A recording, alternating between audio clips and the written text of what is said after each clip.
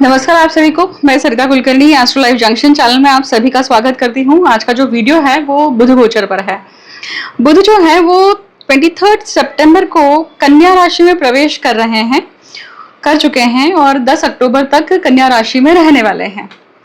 ये जो गोचर है ये अगेन खास है क्योंकि अपनी उच्च राशि में, अपनी स्व राशि में बुध जो है वो गोचर कर रहे हैं। तो ये विशेष गोचर रहेगा क्योंकि यहाँ पे जो बुध का परिणाम है वो अपनी उच्चता के साथ है, परंतु वहां पे केतु के साथ में योग बनता है। राइट, केतु के साथ में जब योग बनता है तो ये जो उच्च के बुध हैं वो क्या परिणाम देंगे हर लग्न राशि वालों के लिए या हर जन्म राशि वालों के लिए, इसके बारे में हम बात करने वाले हैं। लग्न राशि वो होती है जो आपके शरीर यष्टि को लेकर जो भी गोचर हो रहा है, जो भी प्रभाव होते हैं वो दिखाती है, और चंद्र राशि आपके मन की स्थिति को दिखाती है कि भाई आपकी मानसिक स्थिति इस गोचर को लेकर कैसी रहने वाली है। तो आप दोनों ही राशियां देखिएगा। हम आज बात करने वाले हैं कि ये जो बुध है ये हर लग्न राशि के लिए कैसे परिणाम देंगे, परंतु उसके पहले हम 4-5 ऐसे पॉइंट्स के ऊपर बात करने वाले हैं कि ये जो बुध है ये केतु के साथ में युति बनाकर किस प्रकार से काम करेंगे। राइट, क्योंकि अभी सूर्य भी वहीं पे है, तो बुध, सूर्य और केतु की युति है यहाँ पर। हालांकि सूर्य के साथ में काफी समय तक ये दोनों ग्रह जो हैं अस्तंगत प्रभाव में रहेंगे, मतलब बुध जो है वो अस्तंगत प्रभाव में रहेंगे।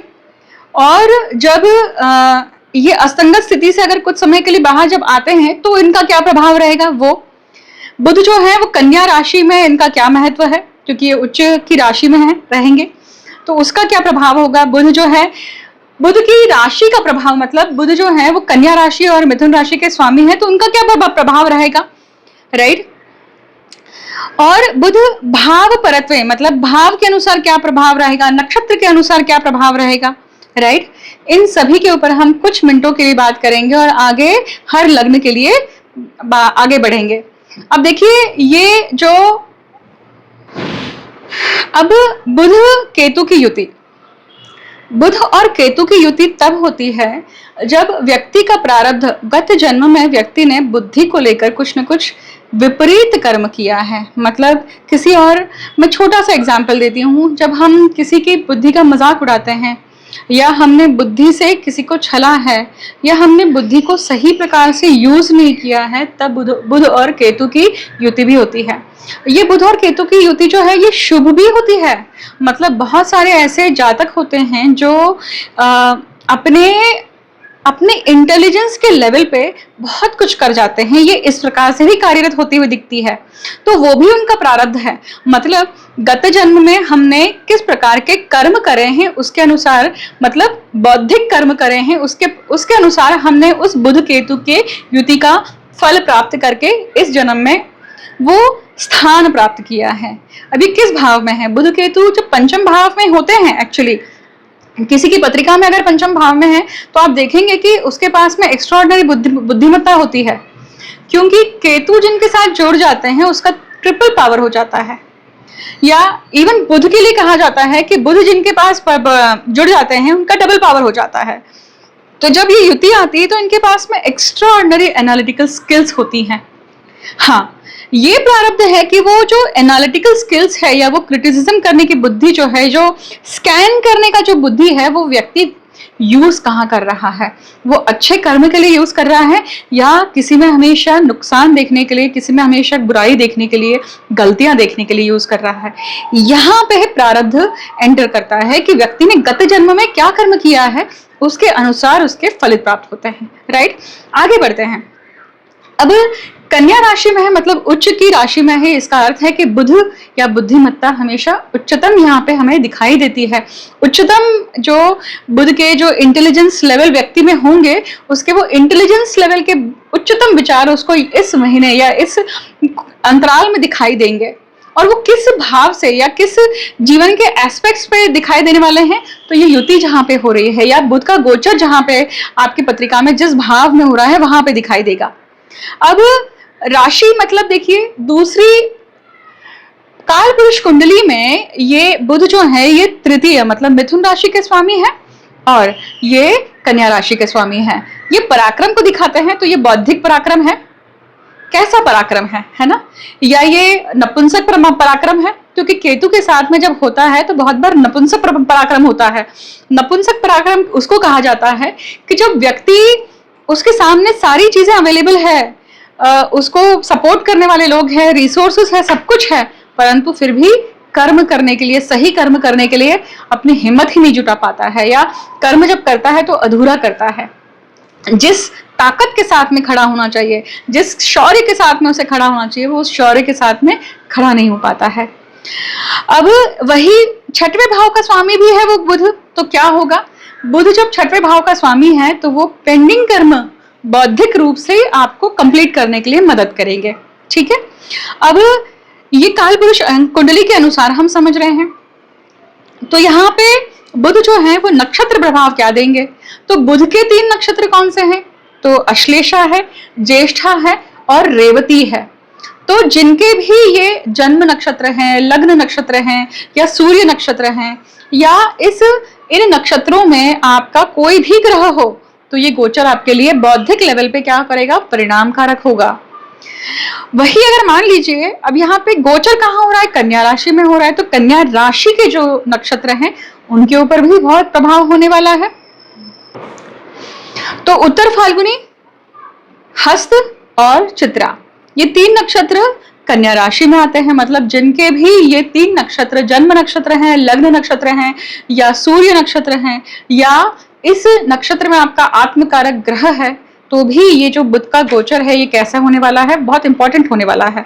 ये बौद्धिक स्तर पे आपको बहुत कुछ पेंडिंग कर्म को पूर्ण करने का चांस देगा, क्योंकि कन्या राशि कालपुरुष कुंडली में पेंडिंग कर्म मतलब 6वें भाव में पड़ती है, या ये आपके रोग, राई, ऋण, इन सब चीजों को दूर करने के लिए, आपके षड रिपुओं को पराजित करने के लिए। षड रिपुओं को कभी पराजित नहीं किया जा सकता है, षड रिपुओं को हमेशा कंट्रोल करके उनके ऊपर सत्ता जमा के रखी जा सकती है, परंतु उनको पराजित कभी नहीं कर सकते हैं। क्यों? क्योंकि वो हमसे कई कई गुना विशाल रूप में है। ठीक है, तो अब नक्षत्रों के अनुसार हमने समझ लिया। अब समझिए कि कन्या राशि का ये जो बुध का गोचर, ये सबसे ज्यादा इम्पैक्ट किसको करने वाला है? तो भाई जिनकी बुध की महादशा अंतरदशा चल रही है, सूर्य की दशा अंतरदशा चल रही है, जिनकी केतु की दशा अंतरदशा चल रही है। अब अश्लेषा, ज्येष्ठा, रेवती है। अब देखिए कि उसी प्रकार उत्तर फाल्गुनी, हस्त और चित्रा है। तो उत्तर फाल्गुनी सूर्य का है, तो मैंने सूर्य का ऑलरेडी आपको कहा, क्योंकि सूर्य के यहाँ पे बुध के साथ में युति बनाने वाले हैं, इसलिए हस्त अर्थात इनका जो राशि स्वामी है वो है चंद्र। मतलब अगर आपकी चंद्र की भी दशा अंतरदशा, सूक्ष्म दशा, किसी भी प्रकार की दशा चल रही हो तो भी आपको ये प्रभाव मिलेंगे। चित्रा मंगल का नक्षत्र है, मतलब मंगल की स्थिति भी बहुत इंपॉर्टेंट है, क्योंकि मंगल की स्थिति अभी कहाँ है? आप अगर देखेंगे तो मंगल खुद अभी मिथुन राशि में चल रहे हैं, क्योंकि मिथुन राशि में ही मंगल का होना और मंगल की चौथी दृष्टि इस गोचर पे होना, क्योंकि मंगल की चौथी दृष्टि कहाँ है? कन्या राशि पर है, उस सूर्य पर है, उस केतु पर है और उस अब आने वाले उस बुध पर भी है। तो क्या होगा? यहाँ पे आपका रेज बढ़ेगा।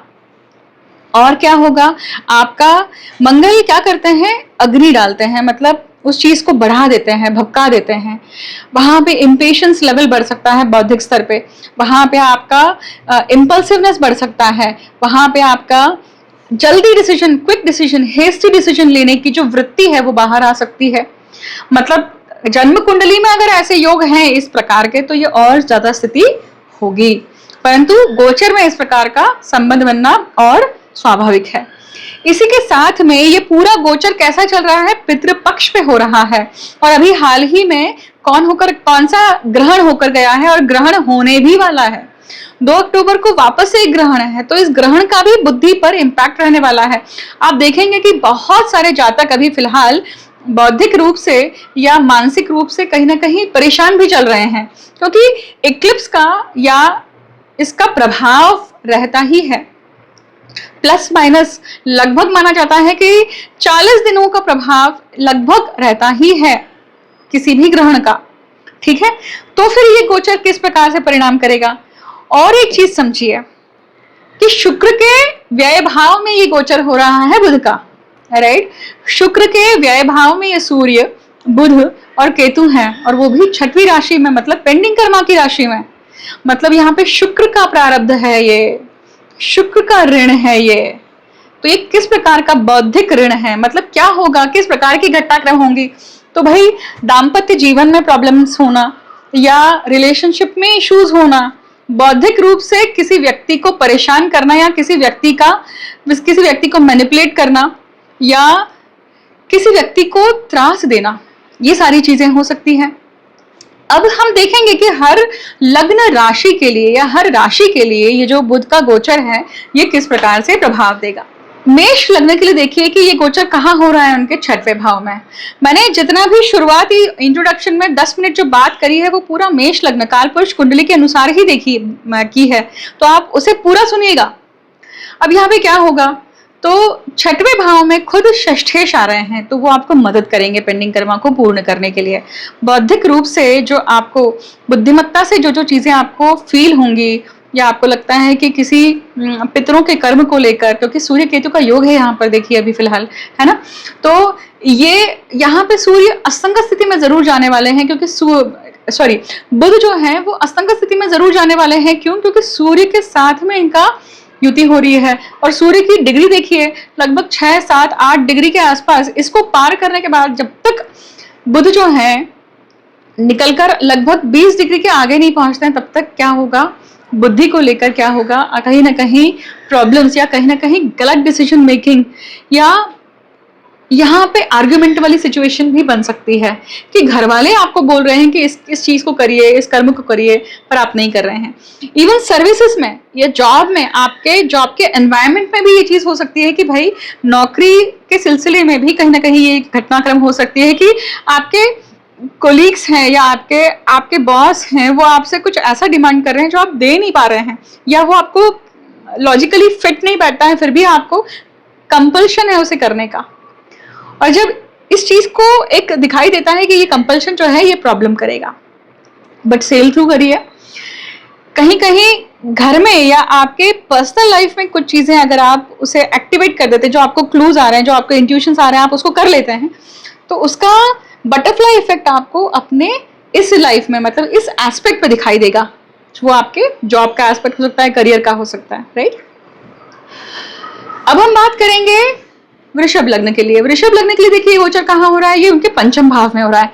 5वें भाव में बुध, केतु और सूर्य की युति।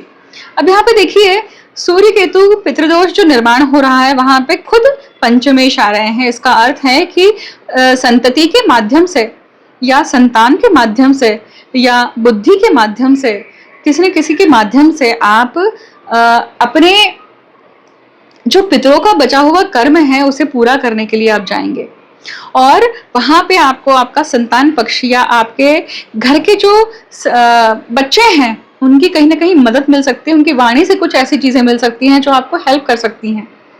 बुध जब 5वें भाव में आते हैं तो ये नई अपॉर्चुनिटीज को भी दिखाते हैं, परंतु यहाँ पे केतु के साथ में युति होने के कारण क्या होगा कि वो अपॉर्चुनिटीज कुछ समय के लिए डिले हो सकती है, किंतु परंतु बन सकते हैं उसमें। या 10वें भाव से ये 8वां भाव है, तो क्या होगा कि कहीं ना कहीं जो जॉब या काम कर रहे हैं उसमें एक ढिलाई आना, या उसमें कुछ 50-50 वाली सिचुएशन बनना, छूटने की सिचुएशन बनना, फोर्स फील करना, ये सारी चीजें हो सकती हैं। ये समय कंसेप्शन के लिए, या ये समय प्रेम, प्रणय, रोमांटिज्म, इन सब चीजों के लिए भी बिल्कुल नहीं है। यहाँ पे जो भी ऐसे रिलेशनशिप में है वहां पे प्रॉब्लम और खास करके मेंटल डिफरेंसेस आना दिखाई देते हैं। अगर हम बात करें कि मिथुन लग्न के लिए खुद जो लग्नेश है वो कहाँ है, वो गोचर कर रहे हैं 4थे भाव में, सुख के भाव में। तो ये गोचर मिथुन लग्न के जातकों के लिए प्रॉपर्टी से संबंधित, माता से संबंधित, या माता के खानदान, मतलब माता की लीनियज से संबंधित, अगर पितरों से संबंधित कोई कर्म है उस बंधन को पूरा करिए, राइट। आपके प्रॉपर्टी से संबंधित कुछ ना कुछ कर्म बंधन दिखाई देते हैं, या उससे संबंधित कुछ मैटर चल रहा है, तो उससे बौद्धिक लेवल पे आपको फाइट देनी पड़ रही है और वहां पे आप फेल हो रहे हैं शायद, तो उसे सही प्रकार से हैंडल करिए। ये जो टाइम पीरियड है ये एक और चीज आपको देगा, आपको चेस्ट पे प्रेशर देगा, चेस्ट पे प्रेशर देगा, या आपकी पैल्पिटेशन कर सकता है, या आपके हार्ट बीट को लेकर कुछ इराटिक बिहेवियर दे सकता है। उसकी खास ख्याल रखिएगा, क्योंकि ये गोचर जो है हेल्थ वाइज क्या करता है कि पेट से संबंधित भी कुछ ना कुछ रोग दे सकता है। पेट से संबंधित, आंतड़ियों से संबंधित ये कहीं ना कहीं कुछ प्रॉब्लम दे सकता है। तो अगर ऐसी कुछ प्रॉब्लम होती है कॉन्स्टिपेशन से रिलेटेड, पेट दुखने से, कोलोन से संबंधित, कोलाइटिस से संबंधित, तो क्या करिए, उसे नजरअंदाज मत करिएगा। इसी समय पे डॉक्टर से सलाह लेकर सही प्रकार से उसे हैंडल कर लीजिएगा। कर्क लग्न के लिए बात करते हैं कि ये गोचर कहाँ हो रहा है, ये उनके पराक्रम में हो रहा है। पराक्रम में बुध उच्च के हो रहे हैं और कहाँ आ रहे हैं, इनकी अपनी उच्च राशि में आ रहे हैं, परंतु पितृ दोष है वहां पर। और वहां पे सूर्य केतु का योग क्या दिखाई देता है कि भाई यहाँ पे सिबलिंग्स की मदद लेकर, छोटे प्रवासों को लेकर, आसपास ही कुछ सॉल्यूशन, जहां पे आप रह रहे हैं आसपास की जगहों पे ही कहीं ना कहीं सॉल्यूशन दिख जाता है। ऐसी जगहों पे जाके भी कहीं ना कहीं निवारण मिल जाता है, ये संभावना दिखती है। तीसरे भाव में जब ये गोचर होता है तो कम्युनिकेशन को लेकर, आपके उपदेशों को लेकर, या आपके खुद के जो वर्चुअल कम्युनिकेशन है, इन सब चीजों को लेकर कहीं ना कहीं कुछ प्रॉब्लम्स हो सकती हैं। आप उसे एक्स्ट्रा ओवर स्मार्ट बनकर अगर हैंडल करने जाएंगे तो वो बिगड़ जाएंगी चीजें। तो don't do that, go with the flow. कोशिश करिए कि नाइट टाइम पे ये सारी चीजें अवॉइड करें, क्योंकि ये कहीं ना कहीं आपको दिक्कत दे सकती है। नेबर से आपको कुछ ना कुछ हेल्प मिल सकती है, नेबर से आपको कहीं ना कहीं कुछ मदद कर सकते हैं इस केस में। और आपके जो भाई बंधु हैं, खास करके छोटे भाई बहन जो हैं, उनकी मदद भी आपको यहाँ पे मिल सकती है। बिजनेस के लिए टाइम पीरियड कैसा है कि भाग्य को लेकर अगर आप कोई चीज सोच रहे हैं तो अभी भाग्य की साथ तभी मिल सकती है जब आप अपने इंडिविजुअल लीनेज को लेकर जो कर्म है उसे आप पूरा कर लेते हैं। सिंह लग्न के लिए देखिए गोचर कहाँ हो रहा है, द्वितीय भाव में, कुटुंब भाव में बुध का आना। स्मार्ट टॉकिंग होगी यहाँ पे, राइट। बुध उच्च के होते हैं यहाँ पे। स्मार्ट टॉकिंग करके आप अपने बिजनेस के प्रपोजल्स को या आप अपने इंटरव्यूज को क्रैक कर सकते हैं। परंतु बुध और केतु जब यहाँ पे योग बनता है, या सूर्य केतु के साथ में है ये योग, तो यहाँ पे कुछ समय तक तो वो अस्तंगत होने वाली है बुद्धि। तो वो अस्तंगत जब बुद्धि होगी तो यहाँ पे बुद्धि जैसे चलनी चाहिए वैसे चलेगी नहीं, तो आप गलत जगह पे गलत चीजें बोल जाएंगे, इसकी संभावना दिखती है। तो उस चीज से बचिएगा। When you are not sure, just don't open the mouth. दूसरे भाव में ये पितृदोष दिखता है, तो इसका अर्थ है कुटुंब में अगर, खानदान में अगर, आपके फैमिली में अगर इन सब चीजों की वार्ता चल रही है, बातचीत चल रही है, तो उसमें पार्टिसिपेट करिए और उस कर्म को आप भी पूरा करने के लिए मदद करिए। क्योंकि ये बुध जो है, ऐसा करने पर आपको लाभ की प्राप्ति होगी, क्योंकि वो बुध जो है वो आपके लाभ भाव के भी स्वामी है। मंगल का यहाँ पे चौथी दृष्टि होने के कारण होता क्या है कि ये आपको अग्रेशन देगा, परंतु गुरु की पंचम दृष्टि होने के कारण वो चीजें टोन डाउन होंगी, राइट। गुरु बता रहे हैं कि इस चीज को इस तरह से करो, बस उसमें हेस्टीनेस नहीं करनी है, उसमें गुस्सा नहीं लाना है। ये समय आपके खान पान को लेकर भी कुछ ना कुछ गड़बड़ रह सकती है। अपने खान पान को बहुत ध्यान से करिएगा, क्योंकि केतु बहुत माइक्रो ऑर्गेनिजम्स को दिखाते हैं। अगर खान पान पे आपने ध्यान नहीं दिया तो आपका इम्यूनिटी डाउन होना, आंखों की इश्यूज होना, आंखों में छोटी सी फुंसी होना, उसके कारण दिक्कत होना, बैक्टीरियल इन्फेक्शंस होना, फंगल इन्फेक्शंस होना, इसकी भी संभावना दिखती है। उसके लिए खास करके ध्यान दीजिएगा। दांतों की भी प्रॉब्लम हो सकती है। दांतों की जो प्रॉब्लम है, उस बहुत बार हमने देखा है कि जिस भाव की इशू है उस भाव को अगर सोल्यूशन दे दिया जाए तो उस भाव के फलित आने शुरू होते हैं, ऐसा जनरली देखने में आता है। ये कभी काम करते हुए दिखाई देता है डिक्टम, कभी काम करते हुए नहीं दिखाई देता है, क्योंकि बहुत सारे एक्टिवेशन पॉइंट्स अलग अलग होते हैं। इसलिए तो अगर दांतों की इश्यूज हैं, अगर वो सॉल्व कर देते तो भाई पैसा बढ़ना शुरू हो जाता है। ऐसा भी डिक्टम देखा गया है, ऐसा भी उपाय देखा गया है। देखिए आपके ऊपर काम करता है कि नहीं।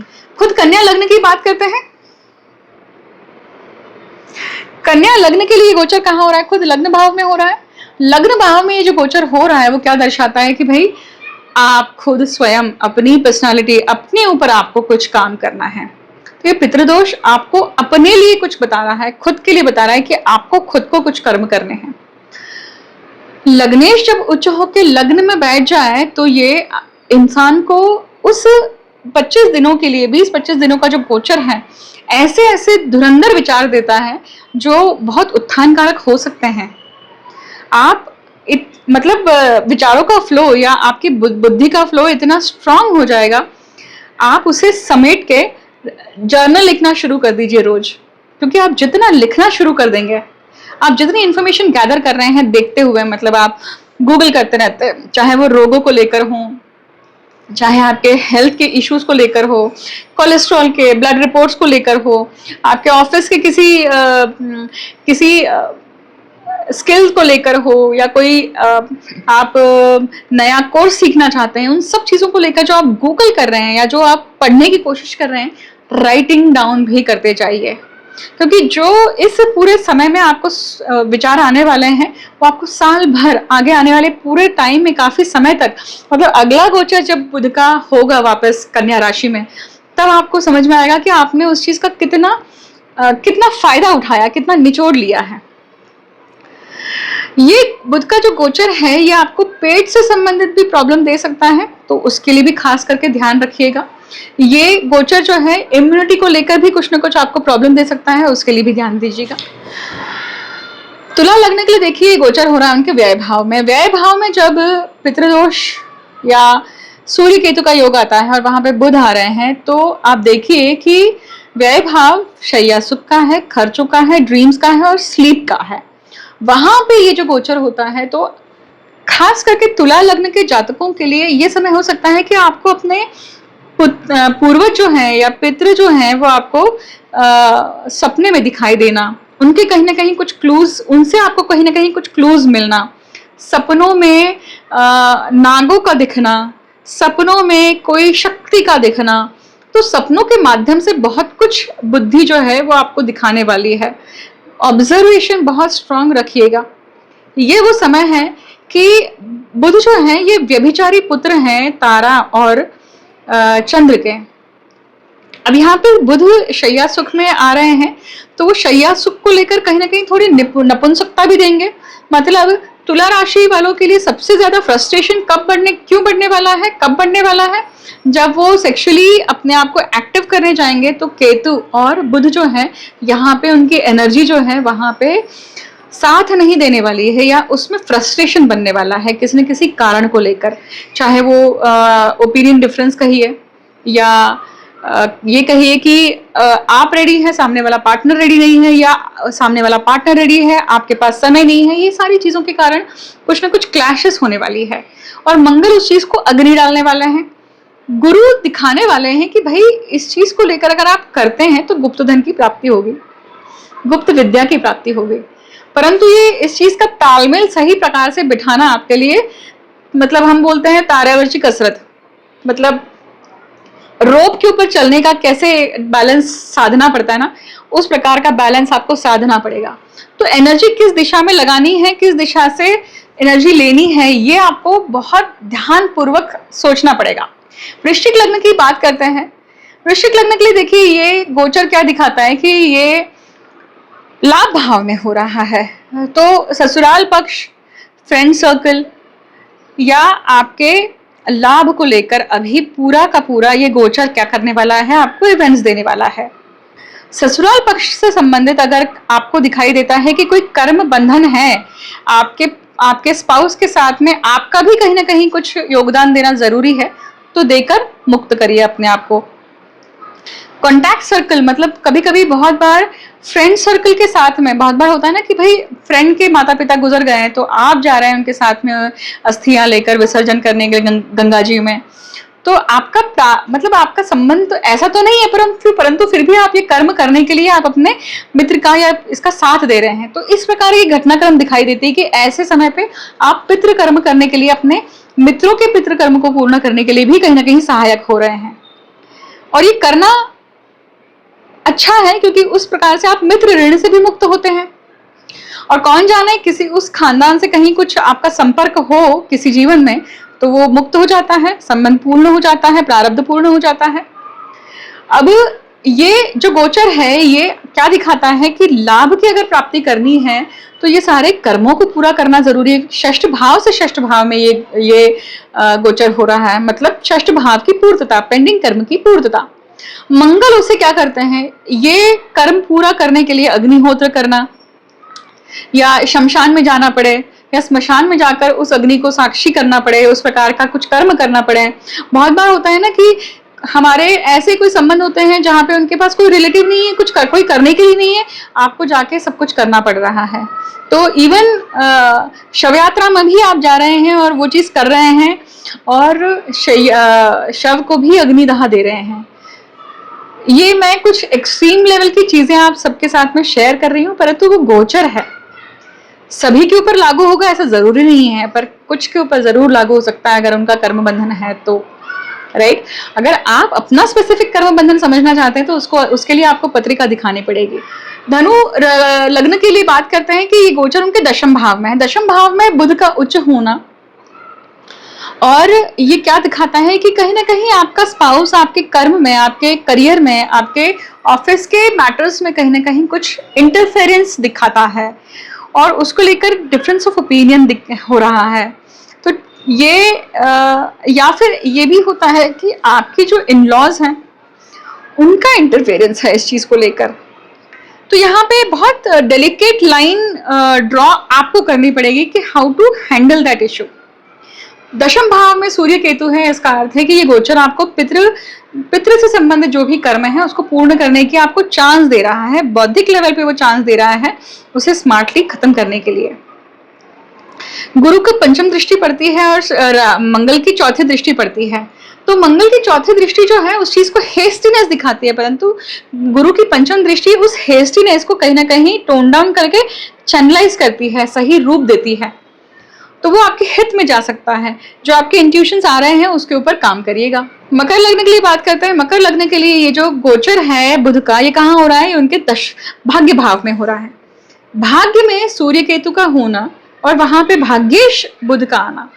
भाग्येश बुध जब खुद भाग्य भाव में आ रहे हैं तो ये बताते हैं कि पितरों से संबंधित, पिता से संबंधित, अपने लीनियज से संबंधित जो भी कर्म है, कुल देवी कुल देवता से संबंधित जो भी कर्म है उसे पूरा करने के लिए आप अपने स्मार्ट बुद्धि को यूज करिए और इसे पूर्ण करिए। तभी क्या होगा, भाग्य बलवत होगा, भाग्य की साथ मिलेगी, क्योंकि उसी प्रकार से आपका पेंडिंग कर्म भी पूर्ण होगा। ये क्या क्या फर्क दे सकता है आपको, ये फर्क दे सकता है आपको आपके जीवन में आने वाली नई नई अपॉर्चुनिटीज में आपको पॉजिटिव आंसर्स मिलना। कुंभ राशि के लिए बात करते हैं। कुंभ राशि के लिए गोचर कहाँ हो रहा है, ये हो रहा है उनके अष्टम भाव में। अष्टम भाव में जब इस प्रकार का गोचर होता है तो बुध से संबंधित, बुद्धि से संबंधित, आपके संतान से संबंधित, आपके लीनियज से संबंधित, घर में चल रही संतान को लेकर जो प्रथाएं हैं उससे संबंधित कुछ न कुछ कर्म बाकी है, उसे पूरा करिए, ताकि पितृदोष जो है या पितरों से संबंधित जो कर्म है वो पूरा होता है, और वो पूरा होता है तो आपको लक्ष्मी की प्राप्ति होती है, गुप्त धन की प्राप्ति होती है, आपके जीवन में प्रफुल्लता आती है। ये गोचर आपको दिखाता है कि क्रॉनिक डिसीजेस, अगर ये सब चीजें नहीं करते हैं तो वो जो भोग होते हैं वो शरीर के माध्यम से बाहर आते हैं, और शरीर के माध्यम से बाहर आने के बाद में आपको कुछ न कुछ प्रताड़ना देते हैं, कुछ न कुछ ऑर्गन खराब करना, ऑर्गन के ऊपर कुछ न कुछ कट्स चलना, ये सब चीजें दिखाई देती है यहाँ पे। इसे और ज्यादा डिटेल में समझने के लिए आपके इंडिविजुअल पत्रिका में क्या हो रहा है उसके लिए आपको पत्रिका दिखाना आवश्यक है, क्योंकि 3 ग्रहों का गोचर आपके अष्टम भाव में है, और अष्टम भाव में अगर ग्रह हैं वो भी अगर क्रूर ग्रह होंगे, शनि मंगल जैसे, सूर्य जैसे ग्रह होंगे, तो ये गोचर डिफिकल्ट चल रहा होगा आपके लिए। उसे समझने के लिए तो आपको पत्रिका दिखाना आवश्यक है, नहीं तो आप भटक जाएंगे। अंतिम लग्न की बात करते हैं। अंतिम लग्न की बात देखिए, ये गोचर जो है ये कहाँ हो रहा है, उनके सप्तम भाव में। सप्तम भाव में जब ये गोचर हो रहा है, इसका अर्थ ही है कि दाम्पत्य जीवन को लेकर, अपने बिजनेस को लेकर ये गोचर कहीं ना कहीं कुछ मेजर डिसीजन मेकिंग दिखाता है, या मेजर इम्पैक्ट दिखाता है पितरों से संबंधित कर्म को लेकर। जो भी खानदानी आपके यहाँ कर्म होते आ रहे हैं या खानदानी जो व्यवसाय होते आ रहे हैं, उनके लिए खास करके ये गोचर क्या करेगा, इम्पैक्ट करने वाला है। मतलब अगर आपने पितरों के कर्म, अगर आपने घर में जो 4-5 पीढ़ियों के पहले जो भी प्रथाएं चली आ रही हैं वो खंडित अगर हो चुकी हैं, उसके ऊपर काम नहीं किया गया है, जैसे मान लीजिए अगर लक्ष्मी स्थापित करी है, उस लक्ष्मी स्थापित करी है और उस लक्ष्मी की जो स्थापित करने के लिए जो भी कमिटमेंट या जो भी अग्रीमेंट आपने किया होगा, मैं अग्रीमेंट शब्द यूज़ कर रही हूँ, परंतु जो प्रथा होगी या जो भी आपने वाणी से संकल्प छोड़े होंगे, अगर वो पूरे नहीं करे हैं, पास ऑन नहीं हुए हैं अपने खानदान में, और वो वैसे फॉलो नहीं हुए हैं, तो क्या होगा, ये जो लक्ष्मी है वो निकल जाती है। तो फॉर एग्ज़ाम्पल गवर्नमेंट से आप लीज़ लेते हैं किसी ज़मीन की 100 साल के लिए, 200 साल के लिए, उसको रिन्यू करवाना पड़ता है ना जैसे ही लीज़ ख़त्म होती है, ठीक वैसा ही है। उसे समझने के लिए डेफिनेटली आपको पत्रिका दिखानी ही ज़रूरी है, क्योंकि एग्जैक्टली कौन से प्रकार का कर्म है उसे, या कौन से प्रकार की लक्ष्मी है, उसे समझने के लिए आपको पत्रिका दिखानी पड़ेगी, राइट। तो ये जो गोचर है ये क्या कर रहा है, इस प्रकार की चीज़ों को दिखाता है। रही बात आपके खुद के दाम्पत्य सुखों को लेकर भी कहीं ना कहीं क्या है, यहाँ पे कुछ प्रॉब्लम्स हैं, कुछ बौद्धिक लेवल पे डिफरेंस ऑफ ओपिनियन हो सकते हैं, उसके ऊपर काम करना आवश्यक है। उसके ऊपर अगर किसी प्रकार से पितरों के द्वारा या पितरों के माध्यम से अगर कोई चीज़ें अगर आप पूरी कर लेते हैं, मतलब वो पितरों का कर्म करने से अगर आपका दाम्पत्य जीवन अच्छा हो सकता है, कि उनका आशीर्वाद मिल सकता है, आपका खानदान, आपका वंश फल फूल सकता है, तो उसके ऊपर भी ध्यान देने का यही समय है। अब ये हुआ पूरी तरह से 12 लग्न राशियों के ऊपर हमने प्रभाव देखा।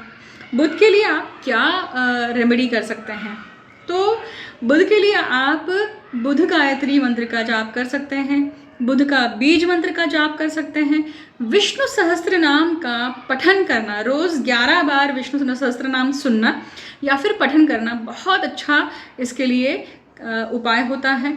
बुध जो अधिष्ठात्री देव हैं वो गणपति भी हैं, तो जब संकष्टी पड़ती है, चतुर्थी पड़ती है, या हर बुधवार को जाकर आप गणपति के मंदिर में, गणेश जी के मंदिर में जाकर आप पूजा करिए, गणपति की आराधना करिए। रोज़ जो है आप गणपति स्तोत्र का पाठ कर सकते हैं, पठन कर सकते हैं। छोटे बच्चों को आप पढ़ाइए, शिक्षा दीजिए। डोनेशन के लिए आप जा सकते हैं कि आपने एजुकेशन के लिए कुछ पैसे दिए, किसी ऑर्फन छोटे बच्चे का एजुकेशन है, या पूरा जो फॉस्टर पेरेंटिंग करना है, इस प्रकार का भी किया जा सकता है। परंतु ये कर्म करने के लिए आपको पत्रिका समझना, पत्रिका देख के फिर ऐसा कर्म करना ज़्यादा मैं सलाह दूंगी। डायरेक्ट गोचर के लिए करने के लिए आप उतनी ही, मतलब मोबाइल की बैटरी जब जाती है तो हम 1 घंटा 2 घंटा ही चार्ज करते हैं, उससे हमारा मोबाइल एक दिन या 7-8 घंटे चल जाता है, राइट। ठीक उसी प्रकार से गोचर में हम जब रेमेडीज़ करते हैं तो वो रेमेडीज़ उस गोचर को सही सुचारू रूप को करने के लिए होती है, और कुछ बार ऐसी होती हैं कि भाई वो समय अगले 1 साल के लिए काम करेगा, क्योंकि बुध का गोचर अगली बार जब कन्या राशि में आएगा तो वो अलग प्रकार से आपको फलीभूत होते हुए दिखाई देगा, क्योंकि सारी ही ग्रह पद्धति बदल गई है। तो इस प्रकार से इस वीडियो को मैं यहीं पे विराम देती हूँ। मैं आप सभी को शुभकामनाएं देती हूँ कि बौद्धिक राशि का या बौद्धिक ग्रह का ये गोचर है, बुध का गोचर है। गौतम बुद्ध की जो प्रतिमा है या गौतम बुद्ध को की तस्वीर को देखकर अगर आप मेडिटेशन करते हैं तो भी आपको क्या होगा, गोचर जो होता है बुध का आसान होता है। बुध का जो संत या जो शांत रूप है वो आप आत्मसात करते हैं। Thank you so much for listening me patiently. See you soon in next video. You can write down me your experiences in the videos comment section of this video. See you soon in next video. आप जो भी topics मुझसे सुनना चाहते हैं वो भी मुझे वीडियो के कमेंट सेक्शन में मेंशन कर सकते हैं। Thank you so much.